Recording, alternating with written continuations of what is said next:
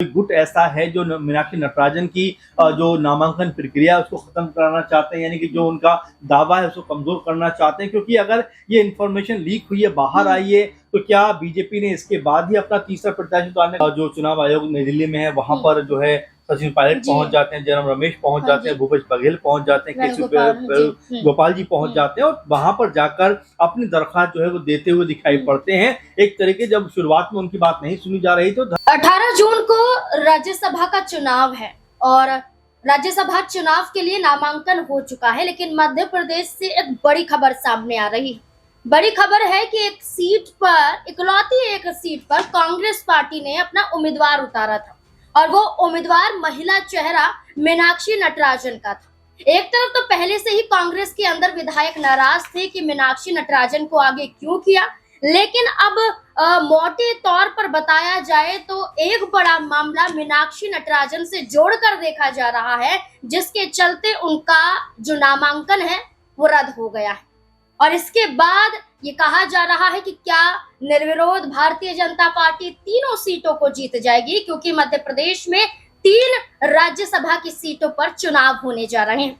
ये कहा जा रहा है कि तेलंगाना में एक मामला है जो लंबित पड़ा हुआ है, इसकी जानकारी साझा हलफनामे में मीनाक्षी नटराजन ने नहीं की।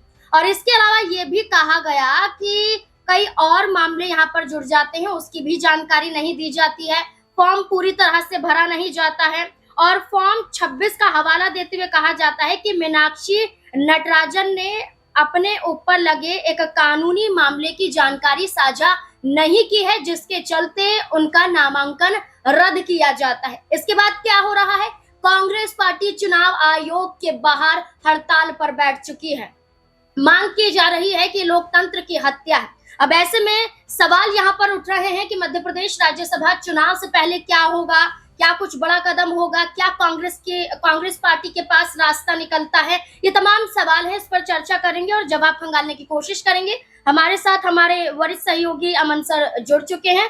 सर, मध्य प्रदेश में जहां अब तक लग रहा था कि 2 सीटें बीजेपी और 1 सीट कांग्रेस जीत रही है, लेकिन जैसे ही बीजेपी ने तीसरा उम्मीदवार उतारा, इसके बाद ये कहा जाने लगा कि हो सकता है कि बीजेपी सोच समझकर तीसरा उम्मीदवार उतार रही है और अब नामांकन रद्द हो जाना क्या बताता है? देखिए, जिस तरह का पूरा माहौल दिखाई पड़ता है उसमें कई तरह की चीजें दिखाई देती हैं। आप देखेंगे राजस्थान में बीजेपी ने 2 चेहरे उतारे, यानी सतीश पुनिया और अलका गुर्जर। इसके अलावा कांग्रेस ने वहां से नीरज गांधी को उतारा और चौथा कोई प्रत्याशी नहीं था, तो वहां पर तीनों जो कह सकते प्रत्याशी हैं अब ये राज्यसभा के मेंबर बन चुके हैं, क्योंकि तीनों का जो चुनाव हुआ है वो निर्विरोध रूप से हुआ है। यानी कि बीजेपी ने तीसरी सीट के ऊपर वहां पर कोई भी जोर आजमाइश नहीं की। अगर झारखंड में देखें तो वहां पर भी आप देखेंगे बीजेपी को पता है कि उनके पास बहुमत नहीं है, तो ऐसे में उन्होंने अपना कोई प्रत्याशी नहीं उतारा। लेकिन हाँ, ये जरूर कहा जा रहा है कि जो निर्दलीय प्रत्याशी हैं उनको वो अपना समर्थन दे सकते हैं, लेकिन अपने तौर पर उन्होंने कोई भी प्रत्याशी नहीं उतारा। अब आप देख रहे हैं कि राजस्थान में भी उनके पास पूरा जो तीसरी सीट के लिए जो बहुमत होना चाहिए, जो आंकड़ा होना चाहिए, वो नहीं था।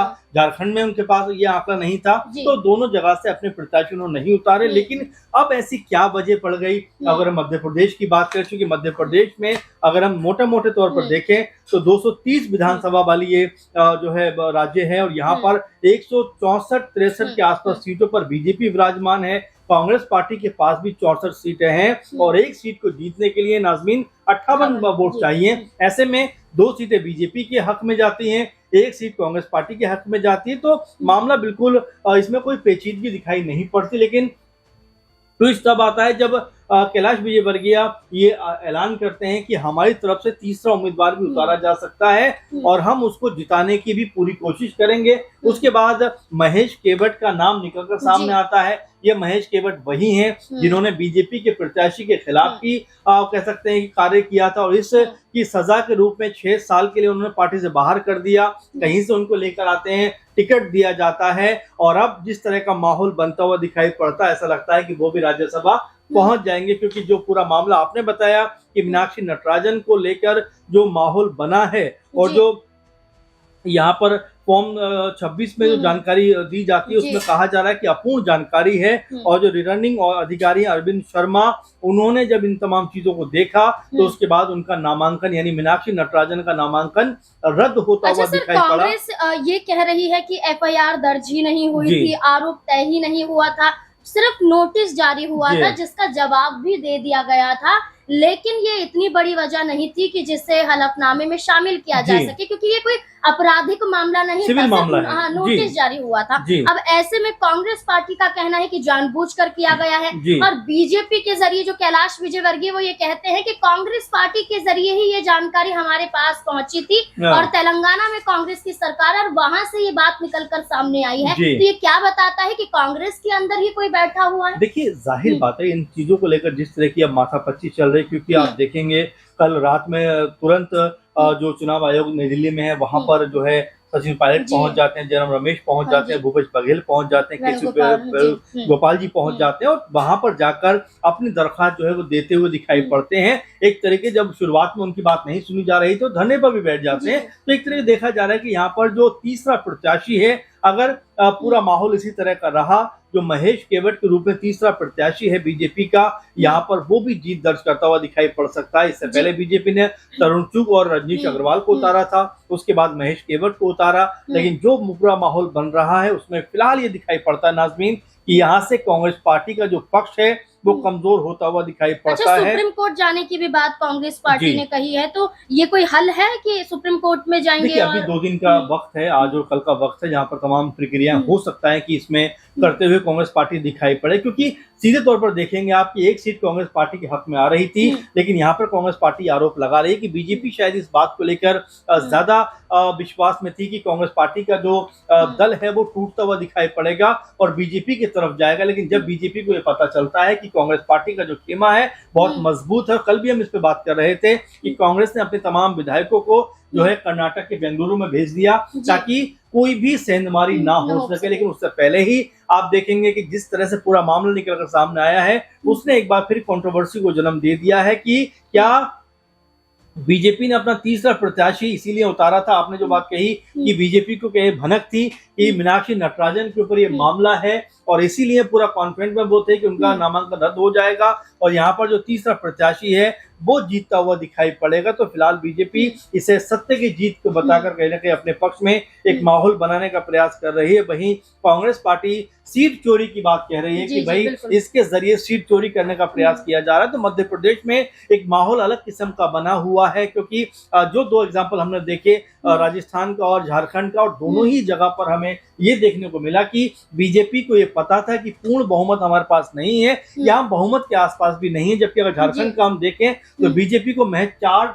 जो है विधायक चाहिए, लेकिन अगर मध्य प्रदेश में देखें तो 10 से 11 विधायक चाहिए। तो ये अपने आप में बड़ा सवाल हो जाता है कि जब बीजेपी के पास में पूर्ण बहुमत नहीं है तो आखिर जीत का दावा कैसे किया जा सकता है बिना क्रॉस वोटिंग के, बिना विधायकों को अपने पाले में लाए हुए। तो इस तरह की बातें चलती हुई दिखाई दे रही है। अब इसका जो हल है वो क्या निकलता हुआ दिखाई पड़ेगा? क्या जो मीनाक्षी नटराजन है ये वापस चुनाव लड़ते हुए दिखाई पड़ेंगे क्योंकि फैसला इनके हक में जाता हुआ दिखाई देगा? ये अपने आप में बड़ा सवाल बन रहा है, क्योंकि जो मामला है कहा जा रहा है बहुत गंभीर मामला नहीं है, बहुत हल्का फुल्का मामला है, सिविल का मामला है। लेकिन जिस तरह से उसको पेश किया जा रहा है या पेश किया गया है, उसने एक तरीके से मीनाक्षी नटराजन की जो यहाँ पर नामांकन है उसको खारिज कराने का काम किया। अब यहाँ पर जिस तरह कांग्रेस पार्टी के तमाम नेता चुनाव आयोग और कोर्ट जाने की बात कर रहे हैं, उससे क्या राहत मिलती हुई दिखाई पड़ेगी? अच्छा सर, एक बड़ा सवाल है और आखिरी सवाल भी है कि अगर कांग्रेस मीनाक्षी नटराजन की वजह किसी और चेहरे पर भरोसा जताती तो ऐसी स्थिति ना बनती, क्या लगता है? देखिए,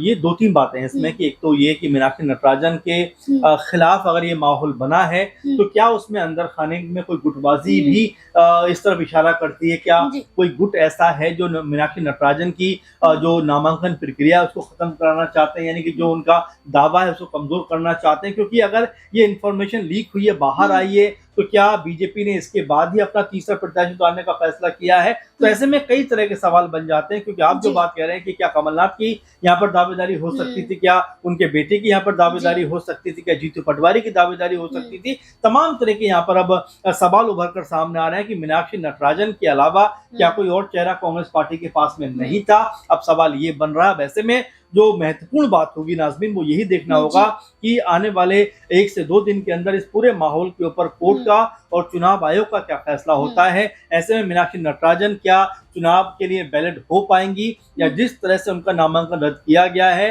तो बीजेपी यहाँ पर तीनों सीटें जीती हुई दिखाई पड़ेगी। बिल्कुल एक बड़ा सवाल और इंतजार भी है, क्योंकि चुनाव आयोग पर कांग्रेस पार्टी ने सवाल दाग दिए कि पहले वोट चोरी होती थी, अब सीट चोरी हो रही है, और आज भी भूख हड़ताल पर कांग्रेस पार्टी है चुनाव आयोग के बाहर। और सीधे तौर पर कहा जा रहा है कि ये सिर्फ भाजपा के इशारों पर किया गया है, लेकिन क्या वाकई ऐसा है?